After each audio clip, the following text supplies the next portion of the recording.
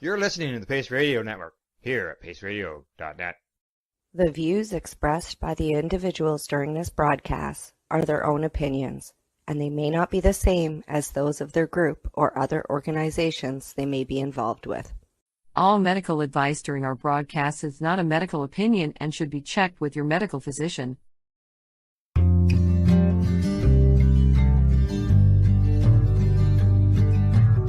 I want to talk about news, don't want the drama.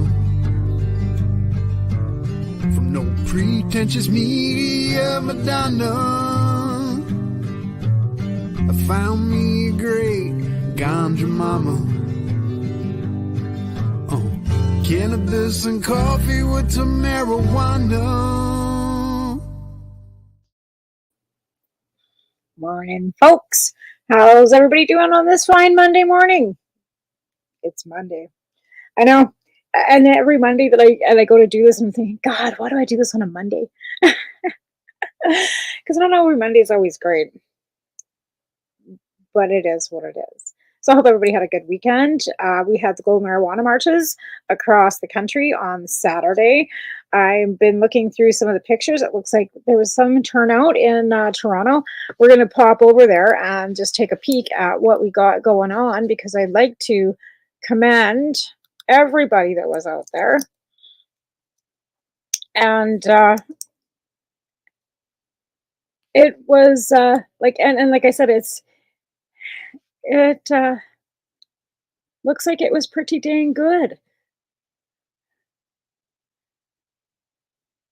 And they marched, and they marched, and they marched. So here's I'm just gonna actually come over here, and I'm gonna pop up some pictures. We're gonna share the screen. There we go. All right, so we're going to add this up. So here are some of the pictures from the official Global Marijuana March on the weekend. And it looks like we had some vendors there. And we had some marchers. Isn't that terrific? Seeing, like, because of the fact that, you know, it's not legal everywhere in Canada, or I mean in the world, and we still have some laws attached to cannabis. So these are some of the pictures. I'm just gonna. But people should be out marching still. I'm not sure that there was anything. I haven't seen too much come across the wire this morning. But other than that, but I actually had to go looking for it too, because a lot of stuff doesn't just come onto my feed, right? So I have to go actually looking to see what went on. So I should probably maybe look at something else here quick and see if anybody else has some pictures up, because I know Al was going to be there, because Al was involved with the organization of this. Oh, he has some lives. Let's see if we can go on to it.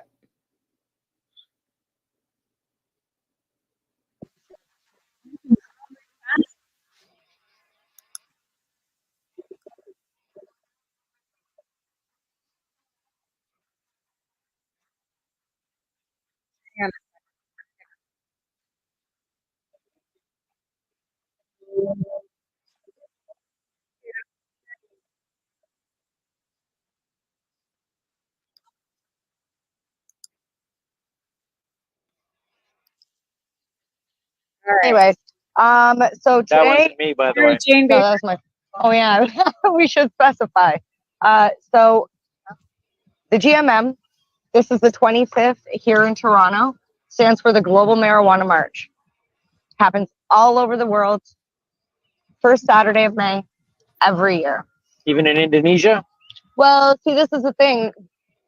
Can't say all over the world, because not every city or town or country, I guess, like, spot has their own. I know there's one in New York this year. I actually was debating driving down there, but I did a little bit of planning on the back end for the committee this year for this event, so I wanted to see how it turned out. You've been working hard with this event. Just as a side note regarding Indonesia, I'm a big. He's like number one. I have a big fan base down there. Yeah. Well, you're the second best comedian in Indonesia. Probably, yeah. We don't know who the first is. No, but just in case there is one. Yeah. But if you're in Indonesia watching this, you've probably seen me. So I don't know if you can see what's going on behind us, but we literally, the crowd has started to form around what is that? That's a horse with a man on it. The horse is that?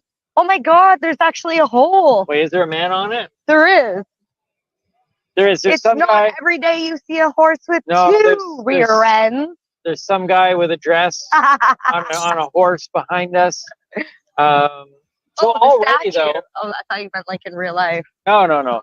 So already though, It's a party vibe. There's more people than last year. Oh, definitely. Now there was a time though where this was packed, and then it kind of died out, and now the rebuild is beginning. Yeah, I'm not really sure if COVID was responsible for that or a little bit of legalization. Some people have said that since legalization, the push for cannabis reform doesn't feel as necessary.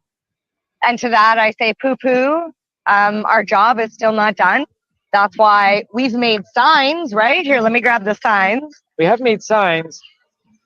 I think that's one thing that I realized very quickly, because when I came into this community through the podcast here and through connecting with MJ, is that I came in, I met you, 3 months before legalization? Yep. There's my sign. There's Timmy. I made that one. Have the conversation. That's probably the biggest thing that I advocate for as a non-consuming advocate, is I just want to be able to have the conversation. Regardless of what you believe on the issue, the fact is that more conversation needs to be had regarding cannabis. And even if it's not for everybody, which I don't think anything is for everybody, the conversation needs to be had. People need to open up that dialogue and really find out where does it fit.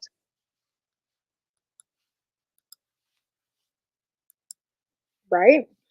Again, and the stigma. So Global Marijuana March looks like it was fairly successful out in Toronto. Not going to play the whole thing. You can go onto YouTube, onto our Pace Radio channel, and look up MJ and Tim. They are the doobie and the newbie. And they are live on the 420.ca network as well, which is in conjunction with Pace Radio as well. So we're kind of all connected on the same networks. But actually, I'd like to congratulate MJ because she did win Podcast of the Year at the Canna Festival in Toronto. Nobody's saying much about that because apparently there were some issues. I wasn't there. I have nothing to do with that. So I'm going to congratulate them because I think that that's terrific. And if nobody else is going to say it, I will. Congratulations, guys. So on that note, there's so much politics within our community. It's ridiculous. Like, I'm not going to get into the ins and outs of it because of the world politics that are going on, but it's filtered in. And I don't want to have any of that involved in what we do. It really has nothing to do with cannabis. I know a lot of studies and stuff that they cited who were coming out of Israel, and then we had an ex-IDF soldier who had left Israel and moved into California on our show on Pace Radio, saying that a lot of that stuff is not real. It's just been cited by a couple people and made, published, and then it was all of a sudden some big study when it really wasn't. So I feel like we've been lied to again, and a lot of stuff isn't what they say it is. Now we have several professor doctors in Canada, like Mark Ware, and Al, what the heck, I can't remember his last name. They are both professors at universities in Canada that are doing actual studies on cannabis and how it relates to human behavior, and as well as how it can be used for medical. So again, also some veterinarians are looking into the use of cannabis.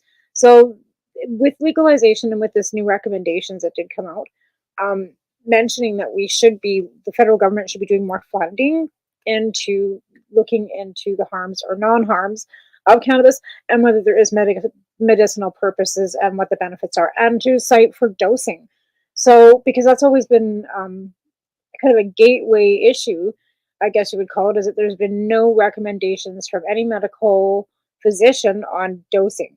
And nobody knows how to dose anything. So with medication, like from medication, you can always do a dosing. They know they can start you at 50 milligrams, right? And they know what that's going to do for certain body weight.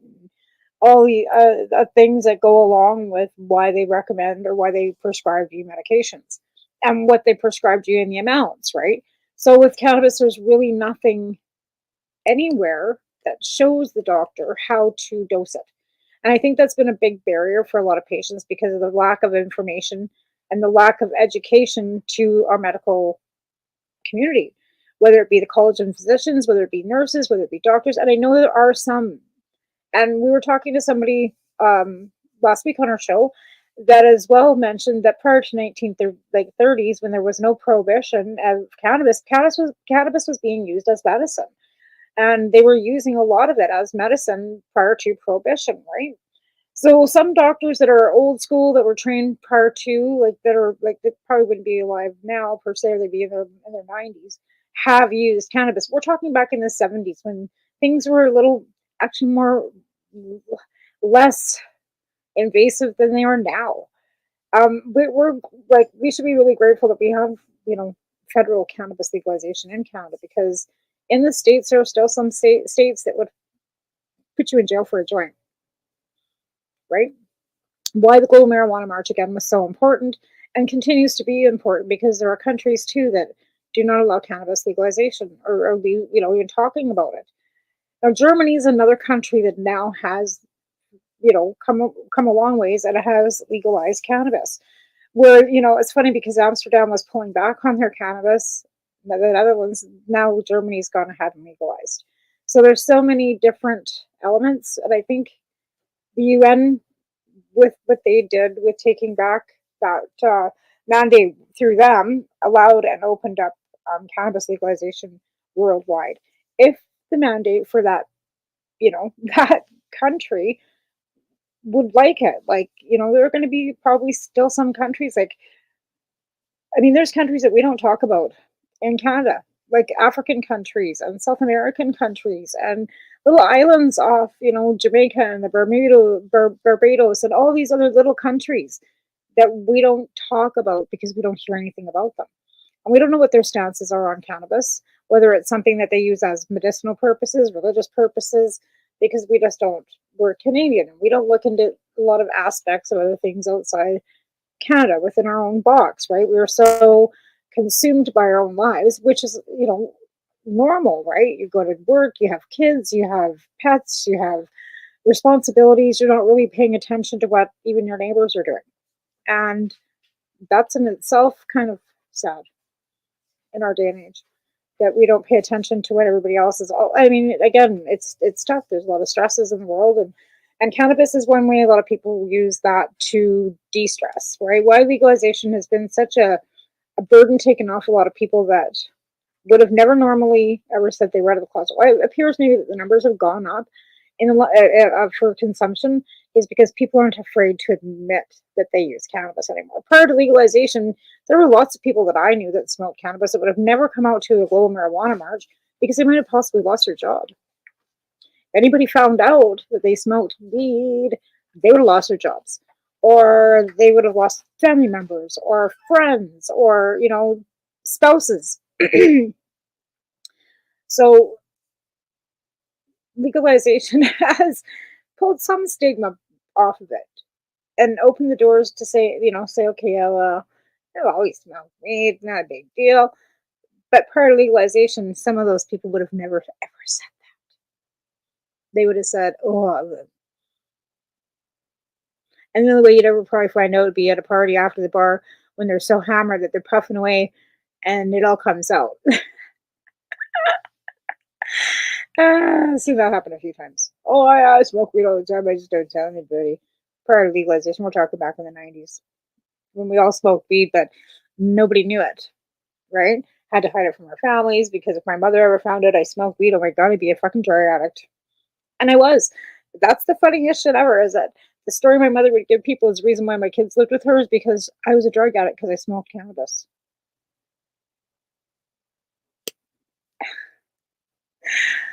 What? But that's the truth of the matter, because it was so misrepresented.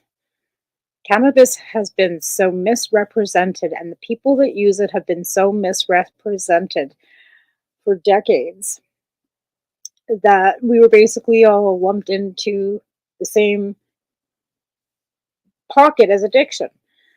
And addiction is a terrible disease. And I'm not saying that people with cannabis might not have, wavered and maybe gone down the wrong road for a bit. But cannabis is what pulled me back out, to be fair. Cannabis substitution, I think, for hard taking, helping you ease the withdrawal symptoms of coming off of hard drugs of any kind, whether it be opioids from a doctor or whether it be, whatever street drug you're using. Cannabis substitution, I feel, is imminent. It should be used in consumption or conjunction with Suboxone or methadone to ease off the withdrawal, help you sleep, help you eat. Because I see my daughter use Suboxone, and it was hard for her to sleep without cannabis. And then before she had to go to recovery, she had to give up cannabis, which took her back to not being able to sleep because the Suboxone made her so she couldn't eat or sleep. So it's a double-edged sword on that one. Like, in reality, you should be using something that helps you eat and sleep naturally without having to add more pills to it to help somebody get off the harder drugs. And I've always believed in the substitution programs that are running in our country.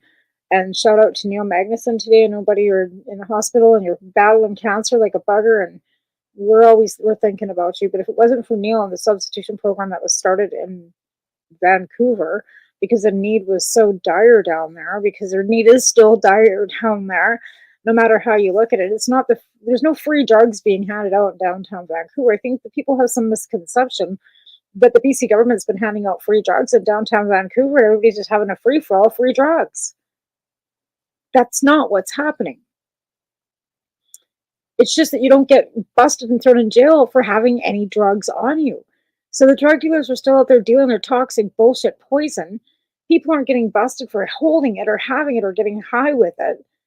Yet they're still dying from the drugs that are poison because there's no free drugs out there. There's no safe supply. That was the whole, that has never really happened. Anytime there was some safe supply available, it was so limited and only certain people were allowed to have it. They had to have a prescription from a doctor. Like, there's so many obstacles again to be getting the safe supply. And now, because this project has turned into a gong show out here with so many I don't even know how to say it. I don't know. I don't think it was mismanaged. I wouldn't say it was mismanaged. I think they were overwhelmed. I think they didn't have a full grasp of what the problem really is. I think they figured this was a band-aid to help them not have to take the responsibility of treatment and recovery, because no treatment and recovery houses or anything more had been built. They just started decriminalizing and letting people just use everywhere with no restrictions. And it's bad. Like, people are using in front of schools and leaving needles in schoolyards, and that shouldn't be acceptable on any level, addiction or not. You don't, like, if you want to look at it as a disease, cancer patients and diabetics aren't out leaving their medication paraphernalia laying all over the streets for people to find. So if you want to be treated like it's a medical problem and a disease that you need to be treated with, you need to have that mentality that you need to be treated. And a lot of these addicts don't feel that they need treatment. Again, that's another obstacle because of the trauma. For whatever reason, they can't hold down a job. They don't have enough money to pay for, and rent's outrageous, and food's outrageous, and minimum wage isn't high enough, and people are scratching. And that's the reality of it. And even now, like, some of us that prior to legalization would be able to do some compassion and kind of subsidize our wages because we were only making small amounts of money, aren't able to do that anymore because it is now contraband. And like I said, it's just something that's not viable. Like, it's just not. You can't compete with stores with hundreds and hundreds of strains, no matter how nice you are. People don't come to buy their medication because you're nice. They come to buy it because it's better than what they can get anywhere else. And I cannot compete. No one single person on any level can compete with legalization that was prior to in the market. whether it be baking, whether it be flour, but whether it be anything. It's too competitive for the stores, never mind, then the growers, never mind a little guy like me that was just, helping a few people out along the way. But that income helped my family. And now I don't have that income either. So there are so many things that have kind of gone upsy turvy worry in the world in the last 4 years with the pandemic, legalization, um, loss of dignity and compassion on so many people's levels. I don't know, but even cannabis, which I always thought would save the world, has also divided so many people because of the medical, because of the recreational, the ones that went with legal market, the ones that are still trying to scratch through with the other. So again, a divided community because of difference of opinion.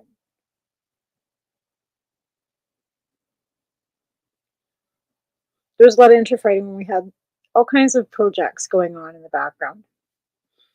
There was egos and people fighting and interfighting all through the coalition while we were trying to raise funds and try to get money to a lawyer so that we could fight for our gardens. There was always internal politics within each group that I've always been involved in. It didn't matter.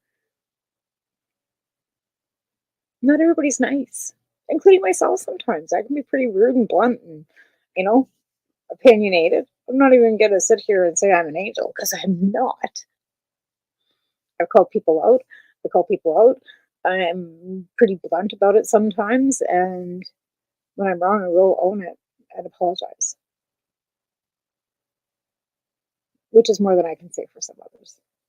But again, that's okay because we're all our own people. We're all our own personalities, and that all goes along with the movement, right? So even within cannabis, there's a lot of politics and a lot of hair pulling, and not everybody plays nice in the cat box. Yeah. And why it's been so hard and it took so long, I think, for a lot of things to come together because there's too many.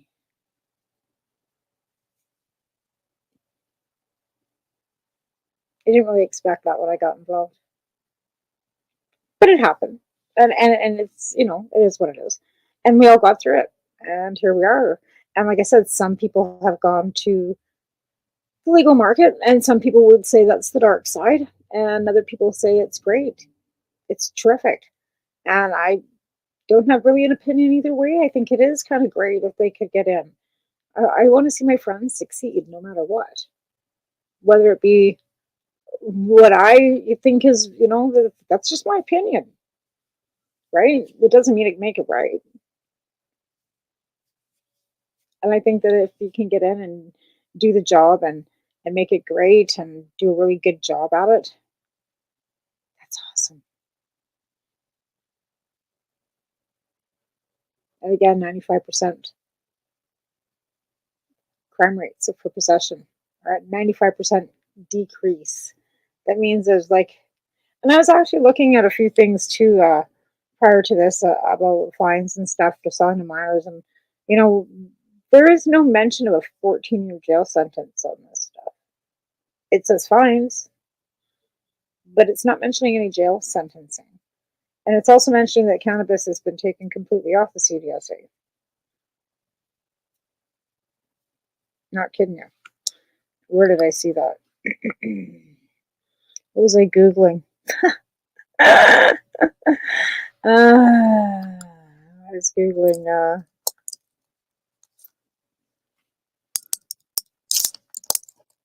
There we go.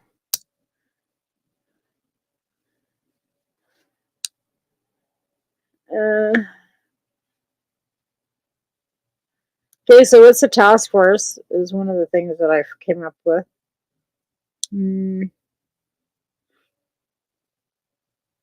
This is a legislative review of the Cannabis Act and what we heard.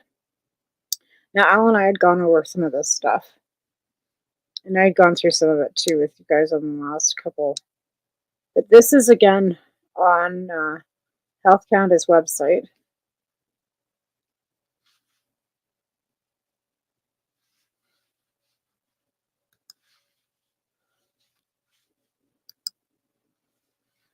Again, legislative review of the Cannabis Act. But again, I wanted to go back here because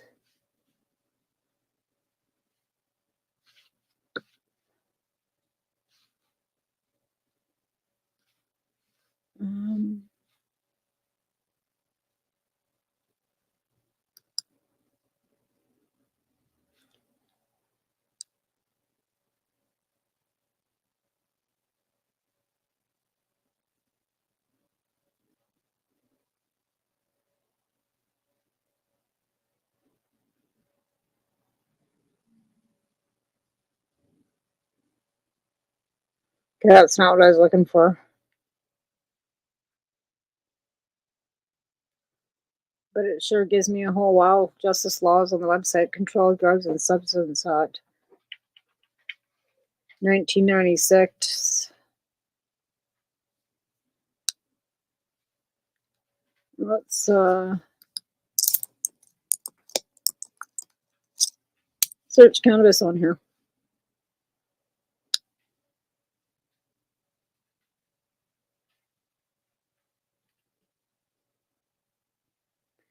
Gives you calculations from Revenue Canada. And then it's got addiction to cannabis, which is on Health Canada as of April 2024.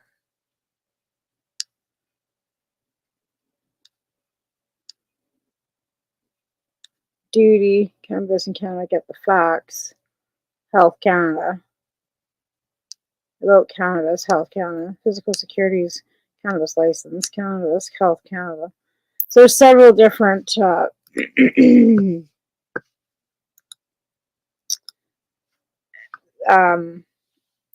this, on the Health Canada, like, so there's so much information that they are propaganda spreading. Let's put it that way. I just feel like this is more propaganda than anything, because it just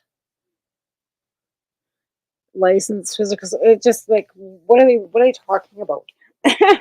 Like, what does that got to do with it being medicinal, right? Like, are they even looking? Again, this is another review. There's been so many reviews, but there's also, it says there's a task force that is made up of lawyers. Let me see, where did I find that?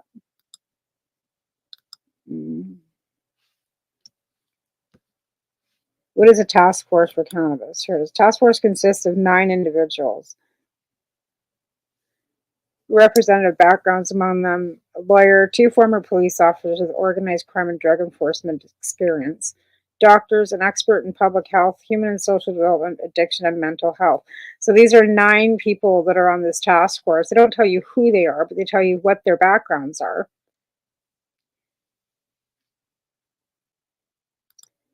And this is what it is. Oh, here we are.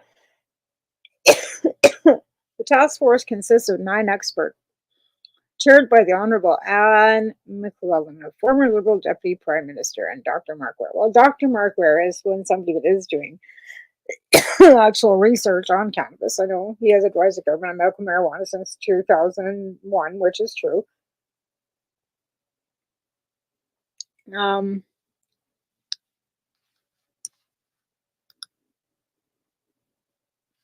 Oh, here we go. Here we go. Here's this task force on medical legalization and regulation. Here they are, folks.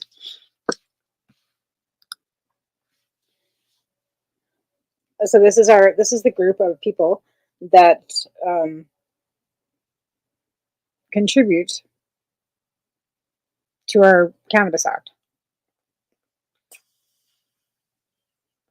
Why is it I don't see any patients there, or any activists there, or anybody besides Mark Ware that might have some sort of background in cannabis? I don't know. We're gonna take a break here, thank our sponsors, and we're gonna come back. We're gonna find out who these people are, and in depthly a little more about what they are saying and why they're saying it. So we'll be right back after a quick break.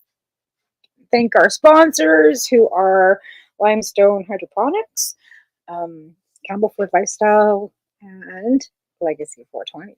See, I did remember Al. We'll be right back after a quick break.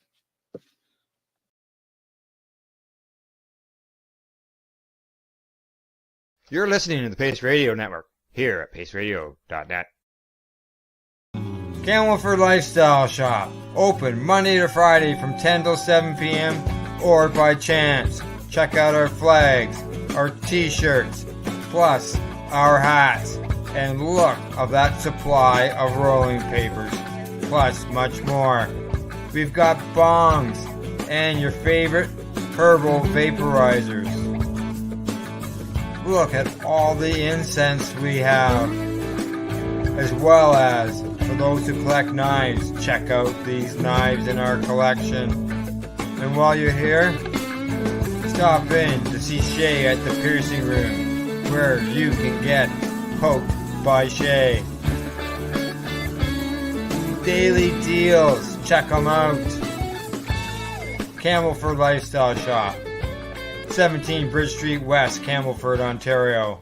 When you have a pain that's reached its peak, Legacy for 20, it's so unique. If organic cannabis is what you seek, here's your trusted partner 7 days a week. Suppository salves, vapes and drops, topicals, edibles, infused pop. Just when life seems like it ain't easy, at Legacy 420, enjoy a pop freezy. Lab tested products, make them the GOAT.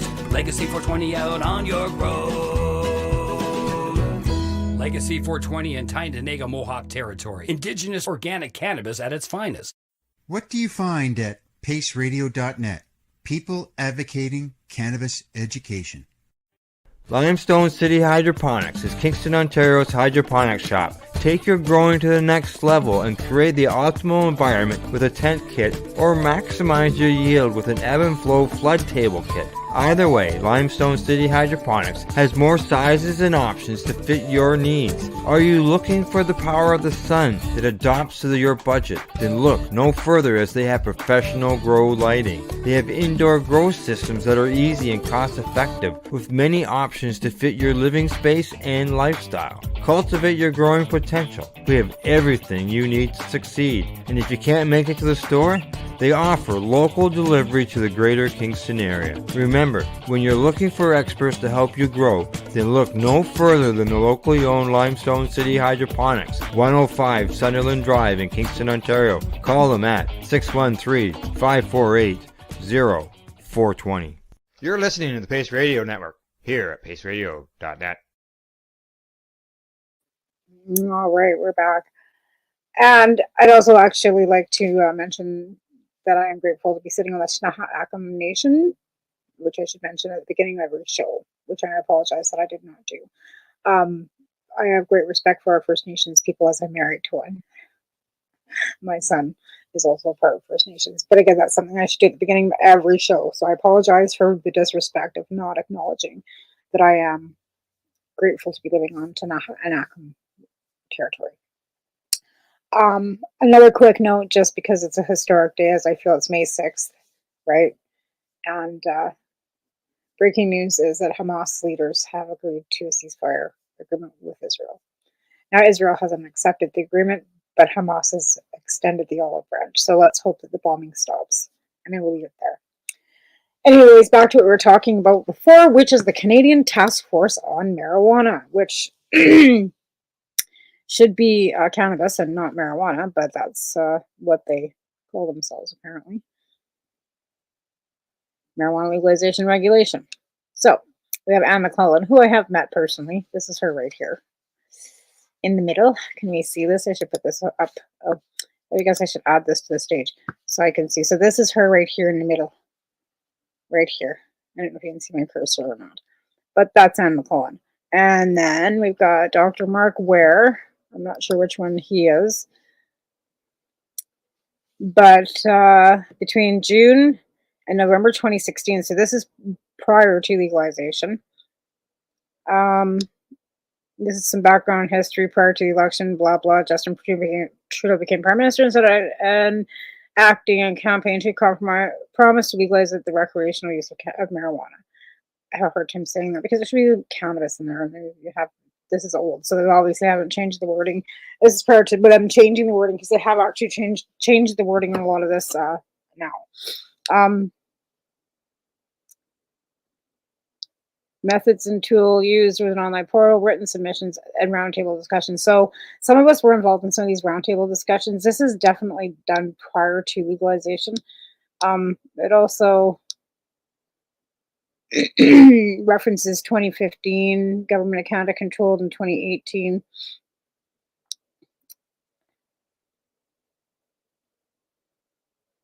Task Force Chair, unexpected surprises when Canada legalizes marijuana. So this is a lot of legal jargon all through here. There's like 19 pieces to it and a bunch of external links. So my best suggestion, I'm not going to sit here and read all this stuff on my show, but maybe, take a moment if you're interested. But the last update of this is 2018, which really is not, to be fair, current.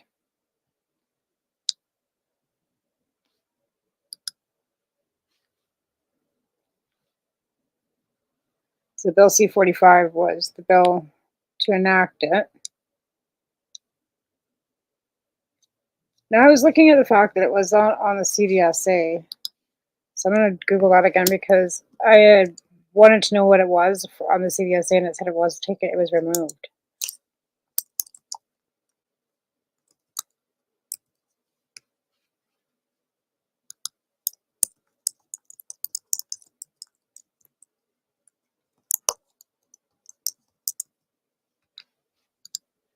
Okay. This is where I was looking. People ask, is cannabis still on the CDSA? Let's see if we can see all this. Yeah, you can. Okay, so this is where it says, is cannabis still on the CDSA? It says, no, cannabis is no longer listed as a controlled substance under Schedule 2 of the CDSA.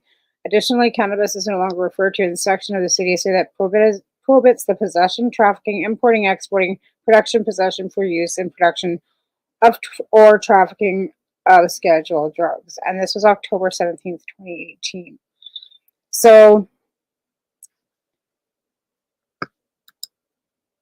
as of October 17th, cannabis is no longer a controlled substance whose production, possession, sale of cannabis are prohibited by the Federal Controlled Drugs and Substance Act. But that doesn't mean there are no limits on growing, possessing, using, and selling cannabis. Well, it says the other word.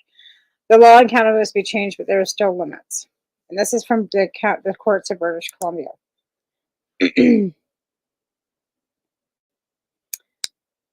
As of October, cannabis is no longer a controlled substance. So I guess it's already been taken off the Controlled Substance Drug Act. There you go, folks. Adults age 19 over federal law refers to 18, but the BC age limit of 19 applies in this province. We already knew that.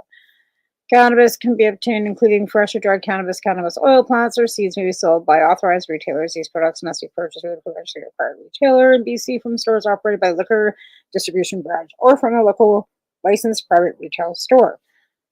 Edibles and cannabis concentrates are not currently listed as product that can be sold, although cannabis extracts will be added within a year. This must be old because it is now added. 30 grams of dried cannabis or its equivalent. And then it just gives you a rundown on that. And residents in Illinois must not grow cannabis plant unless they ordinarily reside there. No part of the house's child care facility. There are no more than 4 cannabis plants growing in the house.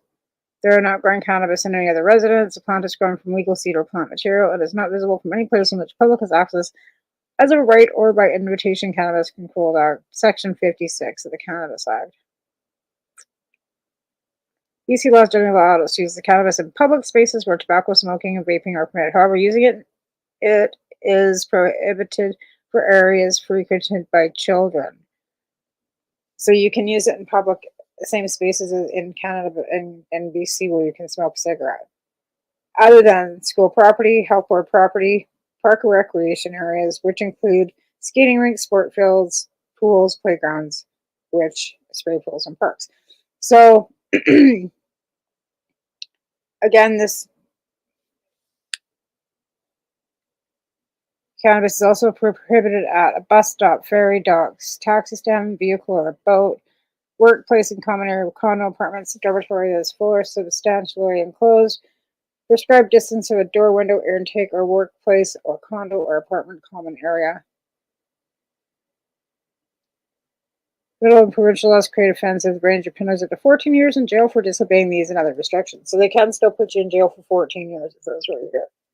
Oh my God. Who's going to do that? Of course, there's, restrictions around driving, residential restrictions and leases. Manufactured Home Park Tenancy Act prohibits cannabis smoking under existing leases. Residential Tenancy Acts, municipal bylaws may be enacted. Check your city's website. So again, like they've then, kicked your back saying, hey, your city can do what they want. If they decide that they don't want you to have cannabis in your town or have access to stores, which is what I believe where Al lived prior to, they opted out on having any retail stores. Now the city council's flipped over, and I guess the new city council has opted into letting them have a store, which is terrific, right? So again, when you change city councils and people's minds change, and as we go on further ahead, maybe these laws will be pulled back. But I still can't believe there's 14 years attached to any of it, especially because it's planned. Yeah. But we've been talking about that for 2 decades. I don't remember anymore. I'm getting so old that I don't even know what year it is. And how many years we've been talking about this. Like, I know I started in 2007. I can't even tell you the math on that either these days because my brain doesn't work anymore. But that, it's been a long time. And prior to that, we had people fighting in the 90s for Section 56s just so they could use cannabis while having cancer. And you had to have cancer, something really deadly, terminal, to be able to get access. And that's what they're doing with psilocybin now too. Like, you can get access to it if you're terminal. And then they've only allowed a certain amount of people to have it. And why should you have to be terminal to get any quality of life? Like, why should it be end of life only? Like, you should have quality of life all the way through your life. Why should it just be the end of it? Like, that's one thing I, kind of think is kind of weird, that, you can only have any good quality of end of life if you're dying.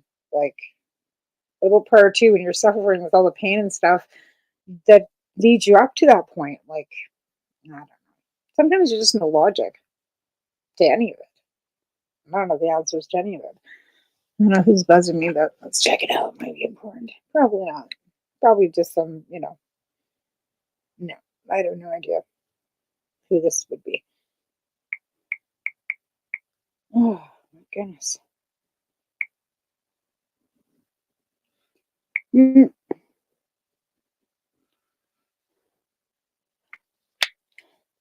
Anyways, that being said, like I said, how many growers still aren't getting their due amounts, and they're supposed to be getting their amounts, and there's still complications all through the cannabis manufacturing, production, and everything like that. Like, I've been hearing, not some great stories about, tax and excise, and why a lot of these big growers are now exporting because they don't want to pay the excise tax in Canada because it's too ridiculous.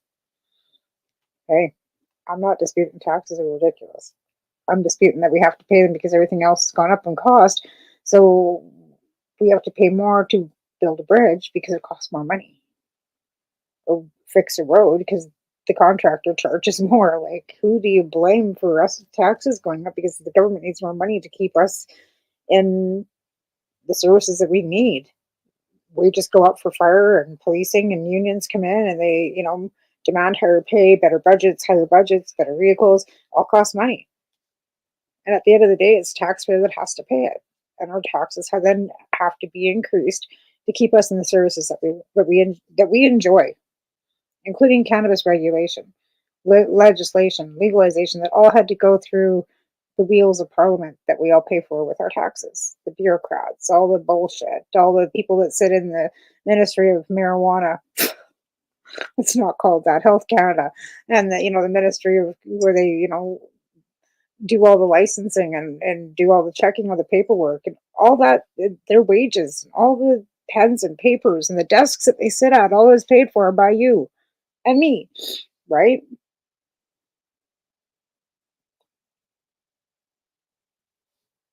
So I don't like it. I don't wish we didn't have to do it. But we sure like that hospital down the end of the road, and we sure like the schools our kids go to, and the roads that we drive on. The fact that we can call it, a fire truck. I don't know. Anyways, cannabis money should be going to that, and I keep asking where the cannabis taxation money is going, and apparently it's going to cannabis addiction. But hey, who am I to say that there aren't people out there that are addicted to cannabis? Right? It's everybody's got their own demons, and you can't specifically say, well, that doesn't exist. Maybe it does. Maybe it just does for other people and not for other people. Like it's an individual thing, right? I think that cannabis is a non-addicting substance. So for you to have issues with coming off of it, like not being able to sleep for a couple days, and of course, because your body's done detoxing from anything, it'd be like going off sugar or caffeine, cigarettes, like all the normal things day to day we use. So if you go off caffeine, I'll guarantee you're gonna have a headache, have a hard time eating and sleeping too. But does that warrant you going to treatment and having the cannabis dollars being used to treat you because you can't sleep for a couple days? And now when it comes to harder drugs where you absolutely need treatment, that's a little different. But it being maybe cannabis affects some people that way too. I just have never experienced it or known anybody who has, or any documentation or anything where I have seen where people are so strung out on cannabis that they have to go to a detox and treatment center.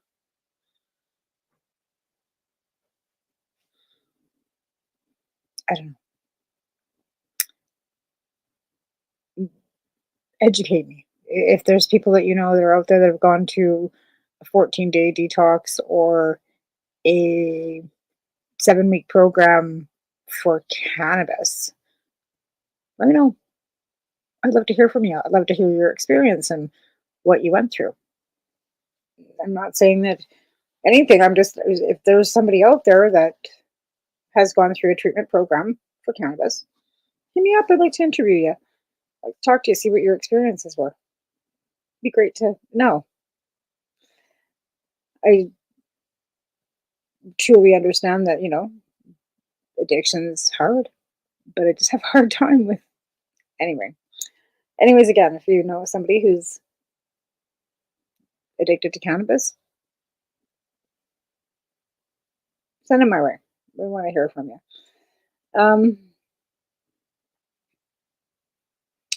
Yeah, Global Marijuana March. So again, too, if you had, if you were involved with that, congratulations and kudos to all of you guys that were out there marching. Doesn't look like it was raining, which is good. Doesn't look too sunny though either. It's been raining here for days. Oh, my body's saying, oh, it hurts. Anyway, that's a wrap. So I'm going to do some shout outs, I guess. Check out these pages that I've been, ripping through too, is the laws on cannabis. Again, apparently cannabis has been removed off the CDSA with, still some fines and such attached to it, which I find difficult to wrap my head around, but it's still, that is the way it is.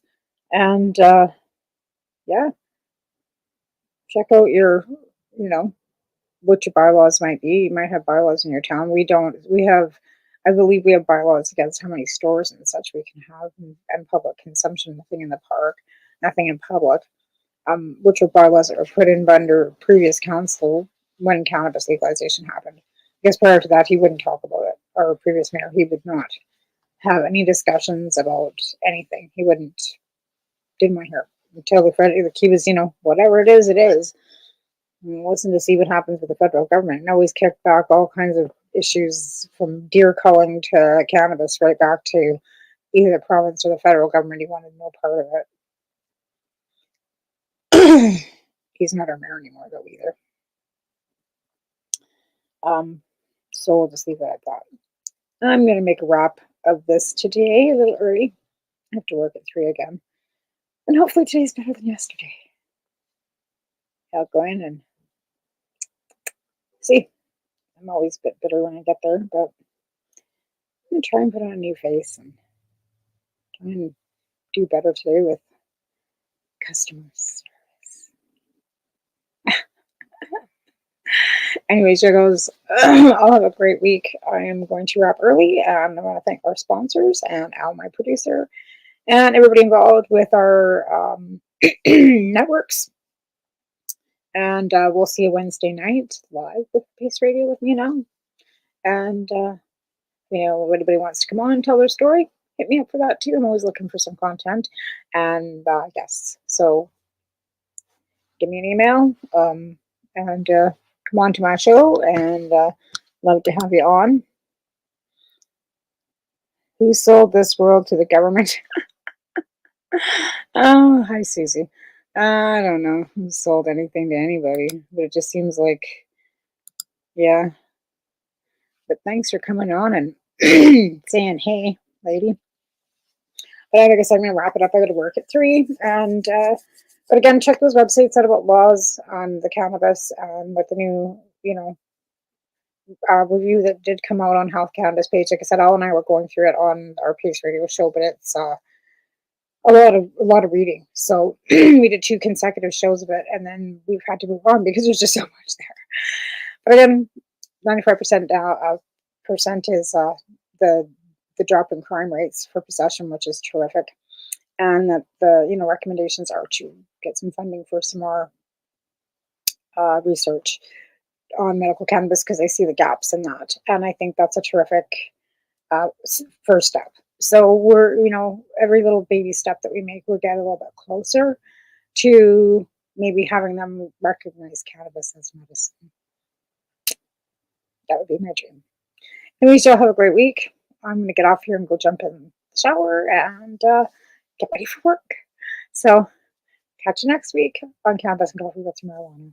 Have a good one.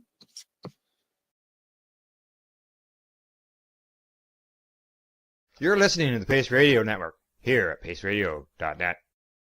The opinions of the individuals during this broadcast are their own, and may not be the opinions of their group or other organizations they may be involved with. All medical advice during our broadcast is not a medical opinion and should be checked with your medical physician.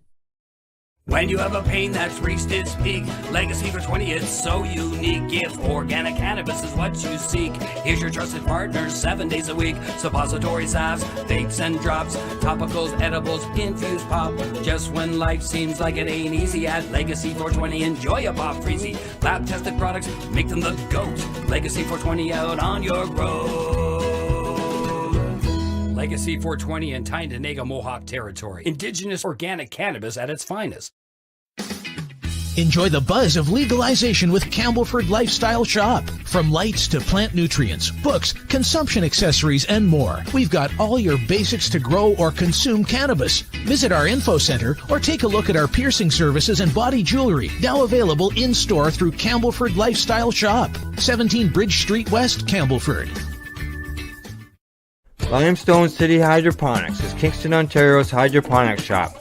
Take your growing to the next level and create the optimal environment with a tent kit, or maximize your yield with an ebb and flow flood table kit. Either way, Limestone City Hydroponics has more sizes and options to fit your needs.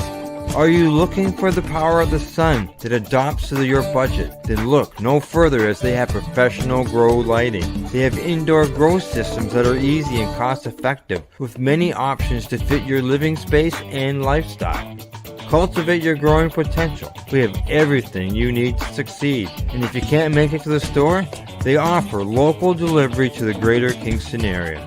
Remember, when you're looking for experts to help you grow, then look no further than the locally owned Limestone City Hydroponics, 105 Sunderland Drive in Kingston, Ontario. Call them at 613-548-0420. We are people advocating cannabis education here at paceradio.net.